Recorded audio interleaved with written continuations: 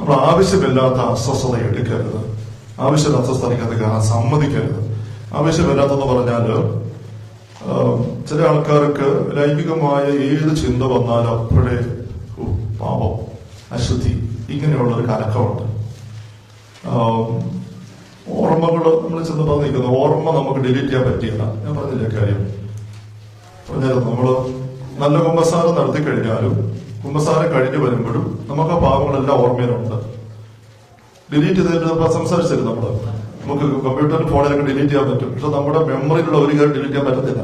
അപ്പൊ ഇന്ന് നമ്മൾ നല്ലപോലെ കുറച്ച് കുമ്പസാരം നടത്തിയാലും തിരിച്ചു വന്നു കഴിയുമ്പോഴും ആ പാപമെല്ലാം നമ്മുടെ മനസ്സിൽ വീണ്ടും ഉണ്ട്. അപ്പൊ നമ്മുടെ ഓർമ്മ എങ്ങനെയാക്കണം? നമ്മൾ കണ്ടത് തമ്പുരാന് നന്ദി പറയാനുള്ള ഓർമ്മയായിട്ട് അതിനെ മാറ്റണം മനഃപൂർവ്വം. ഇല്ലേ? പത്രോസിന്റെ 3 തള്ളിപ്പറച്ച ഈശോ 3 പ്രാവശ്യം സ്നേഹമായിട്ട് പറയിപ്പിച്ചു ഇല്ലേ? അതുപോലെ തന്നെ പാപത്തിന്റെ നല്ല കുമ്പസാരം നമ്മൾ നടത്തിയാലും പാപത്തിന്റെ ഓർമ്മകളൊക്കെ നമ്മുടെ ഉള്ളിൽ കിടക്കുമെന്ന് ഓർത്തോണം. കുമ്പസാരം കഴിഞ്ഞ് വരുമ്പോഴും ആ ഓർമ്മ അവിടെ കയറി വരുന്നു. അഴുക്ക് വീഡിയോ കണ്ടു, നേരത്തെ അല്ലെ അഴുക്ക് കാര്യങ്ങൾ പോയി ഏർപ്പെട്ടു, അങ്ങനത്തെ പ്രവൃത്തികളിൽ വീണുപോയി. കുമ്പസാരം കഴിഞ്ഞ് വന്നു കഴിയുമ്പോഴും അതെല്ലാം നമ്മുടെ മനസ്സിൽ വ്യക്തമായിട്ട് തന്നെ ഉണ്ട്. ഇത് അറിയണം. അത് ഉണ്ടെന്ന് ഓർത്തുകൊണ്ട് അത് പാപമല്ല, ആ പാപം ഈശോ ക്ഷമിച്ചതാണ്. അതിന്റെ ഓർമ്മകളുണ്ട്. ആ ഓർമ്മകൾ നമ്മൾ ബോധപൂർവ്വം തമ്പുരാന് നന്ദി പറയാനുള്ള ഓർമ്മയായിട്ട് മാറ്റണം. അങ്ങനെയുള്ള വീഴ്ചയിലേക്ക് ഞാൻ പോയിട്ടും എന്നെ ചേർത്ത് പിടിക്കുന്ന ഈശോയെ, കുമ്പസാരിക്ക് അവസരം തന്ന ഈശോയെ നന്ദി, ഞാൻ അങ്ങനെ സ്നേഹിക്കുന്നു. കണ്ട ഒരു പാപനിയായ സ്ത്രീ പാദങ്ങൾ ചുമക്കുന്ന വിരമിച്ചേ ഇല്ല. ആ രീതിയിലുള്ള പോരാട്ടം നമ്മൾ നടത്തണം. അതിന്റെ കൂടെ ഈ ഒരു ബോധ്യം എടുക്കണം. ഇങ്ങനെ ചിന്ത ഉണ്ടായി വരുന്നു, അത് പാവമല്ലെന്നുള്ള വ്യക്തത വേണം.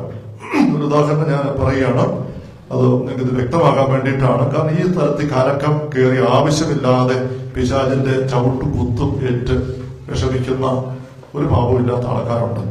പിശാചൻ കലക്കത്തിന്റെ ഒരു പിശാചൻ. നമ്മൾ നോയമ്പ് എടുക്കാന്ന് വിചാരിക്കുക. നോമ്പ് കാലത്ത് ഇറച്ചിയും മീനും ഒക്കെ നോയമ്പെടുത്തു. ഒരു യാത്ര പോയി. യാത്രക്കിടയിൽ ഹോട്ടലിൽ ചെന്ന് കയറി ഭക്ഷണം കഴിക്കാൻ കയറി വന്നു. ഭക്ഷണം കഴിക്കാൻ കയറി ചെന്നപ്പം നമ്മൾ കൈ കഴുകി ഒരു എവിടെ പോയി സീറ്റിൽ പോയിരുന്നു. അവിടെ ഇരിക്കുമ്പോൾ തൊട്ടപ്പുറത്തെ സീറ്റിൽ നേരത്തെ വന്നിരുന്ന ആൾക്കാർ ഓർഡർ കൊടുത്ത് അവർക്കുള്ള സാധനം സപ്ലൈ ചെയ്യുക.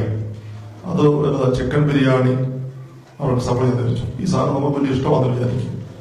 നമ്മളിങ്ങനെ ഇരുന്ന് എന്നതാ കഴിക്കേണ്ടതൊക്കെ ആലോചിക്കുമ്പോൾ തനിച്ചേ ഉള്ളൂ. ഇവിടെ ഇങ്ങനെ ചിക്കൻ ബിരിയാണി നല്ല ചൂടായിട്ട് കൊണ്ടുവന്ന് വിടുമ്പോൾ നമ്മൾ ശ്രദ്ധിച്ചു. നല്ല ഗന്ധം കയറി വരുന്നു. അവിടെ നമ്മൾ ഓർക്കാണ് ചിക്കൻ ബിരിയാണി കഴിച്ചേക്കാം, നല്ല സാധനമല്ല. അങ്ങനെ അവിടുത്തെ ഒരു വെയിറ്റർ വന്ന് എന്താ ഓർഡർ ചോദിക്കാൻ വന്നപ്പോൾ നമ്മൾ ചിക്കൻ ബിരിയാണി പറയാൻ വന്നപ്പോൾ ഓർത്ത് പോകും നോയമ്പാണ്. വീണ്ടും നമ്മൾ നോക്കി ചിക്കൻ ബിരിയാണി കഴിക്കുന്ന ആളുടെ അങ്ങോട്ട് നോക്കി. നോയമ്പായത് കൊണ്ട് നോയമ്പ് തെറ്റിക്കണ്ട. നമ്മൾ പറഞ്ഞു ഒരു വെജിറ്റബിൾ മീൽ തന്നാൽ മതി, വെജിറ്റബിൾ മീൽസ് തന്നാൽ മതി. അങ്ങനെ കുറച്ചിപ്പോൾ നമുക്കുള്ള ഭക്ഷണം വന്നു. അപ്പൊ ഈ സമയത്ത് ഇവിടെ ഇരുന്ന് ഇത് കെട്ടിയ ആൾക്കാർ അവരിത് കഴിക്കുകയാണ്. അതിന്റെ സ്വരം നമുക്ക് കേൾക്കാം. കഴിക്കുന്നൊരു സ്വരം കേൾക്കാൻ സ്വരം മണം വരുന്നുണ്ട്, കാഴ്ച കാണുന്നുണ്ട്. ഈ ഇരിക്കുന്ന ആളിന്റെ വായിൽ വെള്ളം വരുന്നുണ്ട്. കഴിച്ചേക്കാൻ തോന്നുന്നുണ്ട്, കഴിച്ചേക്കായിരുന്നു. എന്നാലും അങ്ങേര് ഈ വെജിറ്റബിൾ ഭക്ഷണം വാങ്ങിച്ച് കഴിച്ചിട്ട് പൈസ കൊടുത്തിട്ട് ഇറങ്ങിപ്പോയോ? നോയമ്പ് പോയോ?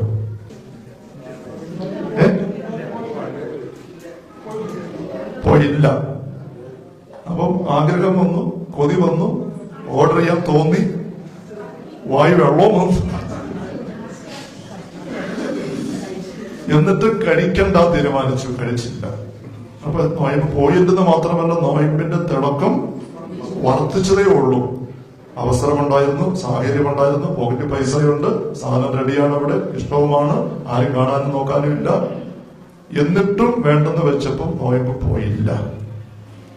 അതേസമയം ഓർക്കുക, ഇങ്ങനെ കയറി ചെന്ന് നോയമ്പാണ്, വെജിറ്റബിൾ ഭക്ഷണം കഴിക്കാൻ വേണ്ടി കയറി ചെന്ന് അപ്പൊ സീത ഇരിക്കാൻ വരുമ്പോ ഉണ്ട് അപ്പുറത്ത് ഒരു ഇപ്പൊ ബിരിയാണി കഴിക്കുന്ന ഒരാള്. ഉടനെ ആഗ്രഹം വന്നു, പക്ഷെ ഓർത്ത് നോയമ്പാണ് കഴിക്കണ്ട. മനസ്സിൽ വന്നപ്പോ ഞങ്ങൾ മാറി അപ്പുറത്ത് വരുന്നേക്കാം, ദൂരെ പോയിരുന്നപ്പോ ഇത് പ്രശ്നമില്ലല്ലോ. അന്നേരം ഓർത്തു കഴിക്കത്തില്ലേലും ഇത് കണ്ടോണ്ടിരിക്കാമല്ലോ. അപ്പൊ അങ്ങോട്ട് തിരിഞ്ഞുള്ള സീറ്റിൽ പോയി എന്നിട്ട് വെജിറ്റബിൾ ഓർഡർ കൊടുത്തു. എന്നിട്ട് മുരിങ്ങക്കായ സാമ്പാർ മുരിങ്ങ കഷ്ണമൊക്കെ വരുമ്പോൾ കടിക്കുമ്പോൾ കോഴിക്കാനാന്ന് ഓർത്തോണ്ട് ഇങ്ങനെ കഴിച്ച് ഭക്ഷണം കഴിച്ചിട്ട് ഇറങ്ങി പോരുക. വെജിറ്റേറിയനാ കഴിച്ചത്. നോയമ്പ് പോയോ? പോയി. ഈശോയുടെ മാനദണ്ഡം എന്താ? ആസക്തിയോട് നോക്കുന്നവൻ ഹൃദയത്തിൽ വ്യഭിചാരം ചെയ്തു കഴിയും. വെറുപ്പോടുകൂടെ ഭക്ഷ വെട്ടിയെന്ന് വിളിക്കുന്നവൻ ഹൃദയത്തിൽ കൊലപാതകം ചെയ്തു കഴിയും.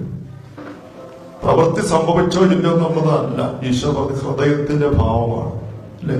ആ മാനദണ്ഡം വെച്ച് നോക്കിയാല് അരൂപിയിൽ നോയമ്പ് പോയി, ശരിയാ വാങ്ങിച്ച് കഴിച്ചിട്ട് അരുവിയിൽ പോയി. അവസരം ഒഴിവാക്കിയില്ല, അവസരം എക്സ്പ്ലോയിറ്റ് ചെയ്ത് ഉണ്ടാക്കിയെടുത്ത് അതിങ്ങനെ അരൂപിയിൽ ആസ്വദിച്ച് അങ്ങനെ പോയിക്കാണ്. ഇനി ഈ ലൈംഗിക തലത്തിലേക്ക് ഒന്ന് നോക്കുകയും ചില പ്രത്യേക സാഹചര്യത്തില് പെട്ടെന്ന് നമുക്കൊരു ആഗ്രഹം വരുന്ന ലൈംഗികമായ മോഹമുണ്ടായി, ഒരു പ്രലോഭനമുണ്ടായി, അങ്ങനെ അതിനകത്ത് കണ്ടാലോ അല്ല അങ്ങനെ ചെയ്താലോ ഒരു ചിന്ത വന്നു. അപ്പൊ നമ്മള് വിചാരിക്കുകയാണ് വേണ്ട, അത് തെറ്റാണ്, ഞാൻ അങ്ങോട്ട് കയറി കാണുകയാണ്. ചിലപ്പോൾ കമ്പ്യൂട്ടറിലായിരിക്കാം, അല്ലെങ്കിൽ TV-യിലായിരിക്കാം, എവിടെയെങ്കിലും ഇടപെടുന്നതായിരിക്കാം, പ്രതീക്ഷിക്കാതെ ഇങ്ങനെ സാഹചര്യം വരുന്നു. അപ്പൊ നമ്മളുടെ ലൈംഗിക തലം ഓണാകുന്നു, ആഗ്രഹം ഉണരുന്നു, ഇവിടെ വായിൽ വെള്ളം വരുന്നു എന്ന് പറഞ്ഞ പോലെ തന്നെ ചിലപ്പോൾ ശരീരം ലൈംഗികമായിട്ട് അത്ര ആക്റ്റീവായിട്ട് പോലും അനുഭവപ്പെടുന്നു. എന്നാലും ഞാൻ അതിന് വഴങ്ങാതെ ആ സാഹചര്യം ഒഴിവാക്കി കടന്നു പോയാൽ എനിക്ക് ലൈംഗിക തലത്തില് ഒരു അശുദ്ധിയും വരുന്നില്ല എന്നറിയണം. നമ്മുടെ കലക്കരുത്, നമ്മൾ സ്വയം വഞ്ചിക്കരുത്, മനസ്സിലായോ? ചില സാഹചര്യങ്ങൾ ചിലപ്പം നമ്മുടെ ശരീരം ഓണായെന്ന് വരാം, ആഗ്രഹം ഉണ്ടായെന്ന് വരാം. വചനം പറയുന്നത് മോഹവികാരങ്ങൾക്ക് വിധേയരാകരുത്, ഉണ്ടാകരുതെന്നല്ല. അഭിലാഷങ്ങൾക്ക് അടിപ്പെടരുത്, അഭിലാഷങ്ങൾ ഉണ്ടാകരുതെന്നല്ല. നമ്മൾ ആ ഒരു പാകത എടുക്കണം.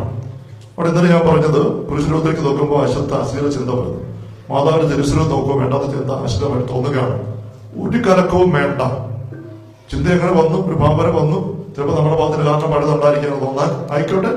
നമുക്ക് മാതാവിനെ നോക്കി മാതാവിന്റെ സ്നേഹത്തോടെ മിണ്ടാം, ഈശോയുടെ മിണ്ടാം. ഈ കലക്കമെടുക്കാതെ, കലങ്ങാതെ ദൈവത്തിന് നന്ദി പറ. പുരുഷന് സ്ത്രീയുമായിട്ട് നീ മനുഷ്യനെ സൃഷ്ടിച്ചു, ദൈവമേ നന്ദി. പുരുഷനെ സ്ത്രീയുമായി സൃഷ്ടിച്ചു, ഞങ്ങളുടെ ശരീരങ്ങളെ അത്ഭുതകരമായി നീ ക്രമീകരണം ചെയ്തു. പരസ്പരം സ്നേഹിക്കാനും ഒന്നാകാനും കുഞ്ഞുങ്ങൾക്ക് ജന്മം കൊടുക്കാനും അങ്ങനെ ക്രമീകരിച്ച അത്ഭുതമായ ക്രമീകരണം പുരുഷന്റെ ശരീരം, സ്ത്രീയുടെ ശരീരം, ലൈംഗിക ക്രമീകരണമാണ്. ദൈവമേ നന്ദി. എന്നെ ഒരു പുരുഷനാക്കിയതിന് നന്ദി, എന്നെ ഒരു സ്ത്രീ ആക്കിയതിന് നന്ദി. അവിടെ എനിക്ക് ആഗ്രഹം ഉണ്ടാകുന്നു, ഈ മോഹം ഉണ്ടാകുന്നു, ഈ വികാരം അനുഭവപ്പെടുന്നത്. അപ്പൊ ഞാൻ ആരാണെന്ന് എനിക്കറിയാം. ഞാൻ ഇന്ന ഭർത്താവാണ്, ഇന്ന വ്യക്തികളെ, ഞാൻ ഇന്ന വ്യക്തിയുടെ ഭാര്യയാണ്, ഞാൻ ഇന്ന സമർപ്പിതനാണ്. അതുകൊണ്ട് ഞാൻ നിൽക്കേണ്ട സ്ഥലം ഇതാണ്, ഞാൻ ഇവിടെ നിൽക്കും. ഈ സ്റ്റാൻഡ് എടുത്ത് കരുത്തോടെ മുന്നോട്ട് പോവുക, ആവശ്യമില്ലാത്ത കാലത്ത് എടുക്കരുത്. പാപമെന്ന് പറയുന്നത് അറിവോടെയും സമ്മതത്തോടെയും ചെയ്യുന്ന പ്രമാണ ലംഘനമാണ്. മൂർത്തിയോടെ പഠിപ്പിക്കുന്ന കാര്യമാണ്. അറിവോടെ, സമ്മതത്തോടെ നിയമലംഘനം, പ്രമാണ ലംഘനം. ഇത് മൂന്നും ചേരുന്നിടത്തെ ഒരു പാപം ഉണ്ടാകുന്നുള്ളൂ. അറിവ് സമ്മതമില്ലാതെ നിയമം ലംഘിച്ചു, പാപമില്ല. അറിവില്ലാതെ സമ്മതിച്ചു, നിയമലംഘനമാണ്. അറിയത്തില്ല, പാപമില്ല. അറിയാമായിരുന്നു, പക്ഷെ സമ്മതിച്ചില്ല. ഒരു പെൺകുട്ടിയെ റേപ്പ് ചെയ്യുക, അവക്കറിയാൻ ചെയ്യുന്ന എന്നാന്നറിയാം, സമ്മതിച്ചിട്ടില്ല. ചെയ്തിട്ട് അവൻ പോയാലും ഇവക്ക് പാപമില്ല, സമ്മതിച്ചിട്ടില്ല. അപ്പൊ അറിവ്, സമ്മതം, നിയമലംഘനം, ഇത് മൂന്നും കൂടെ പൂർണ്ണമായിട്ട് ചേരുമ്പോഴാണ് മാരക പാപം. എവിടെയെങ്കിലും അപൂർണതകൾ വരുമ്പോൾ ലഘുപാപം, ഏതെങ്കിലും ഒരു ഘടകം പൂർണ്ണമായിട്ട് ഇല്ലാതെ വന്നാൽ പാപമേ അല്ല എന്ന് നമ്മൾ അറിയണം. Hallelujah, hallelujah, hallelujah. നിങ്ങൾ എന്തെങ്കിലും സംശയങ്ങളൊക്കെ ഉണ്ട്, അത് വെച്ചോണ്ടിരിക്കരുത്. ഞാൻ ഇങ്ങനെ ഒരിക്കൽ പറഞ്ഞപ്പോ ഒരു വ്യക്തി ഒരു ചിന്ത ഇങ്ങനെ പങ്കുവെച്ചു. ഒരാളോട് എളുപ്പം അടുപ്പമുണ്ട്, വേണ്ടാത്ത ബന്ധമാണ്. ആ വ്യക്തിക്ക് ഇവിടുമായിട്ട് ഇങ്ങനെ പാപം ചെയ്യണമെന്ന് ആഗ്രഹമുണ്ട്. അപ്പൊ ഈ വ്യക്തി ചിന്തിക്കുകയാണ്, ഞാൻ സമ്മതിക്കാതിരുന്നാൽ മതിയല്ലോ, അയാൾ എന്ത് വേണം ചെയ്തോട്ടെ. മനസ്സുകൊണ്ട് ഞാൻ സമ്മതിക്കാതിരുന്നാൽ അയാൾ എന്ത് വേണം ചെയ്തിട്ട് പോകട്ടെ എന്നൊരു ചിന്ത ഒരു വ്യക്തി ഇങ്ങനെ പങ്കുവെക്കുകയുണ്ടായി. അത് കറക്റ്റാണോ ചിന്ത? സ്വയം വഞ്ചിക്കുകയാണ് അല്ലേ? ഒരു വ്യക്തി നിർബന്ധിക്കുക പാപത്തിന്, ഈ വ്യക്തി സംഭവിക്കുന്നില്ല. അപ്പൊ ഇങ്ങനെ ഞാൻ പറയുന്നത് കേട്ടപ്പോ ഞാൻ മനസ്സുകൊണ്ട് അത് എടുക്കാതിരുന്നാൽ മതിയല്ലോ, ആ വ്യക്തി എന്നോട് എന്നാ വേണം ചെയ്തോട്ടെ എന്ന് പറയുമ്പം അവിടെ സ്വയം വഞ്ചനയുണ്ട്, അവിടെ സമ്മതമുണ്ട്. ഞാനത് ഒരു വ്യക്തി അങ്ങനെ പറയുന്നത് കൊണ്ട് എന്റെ സത്യം വന്നോട് ഞാൻ പറയുന്നതേ ഉള്ളൂ.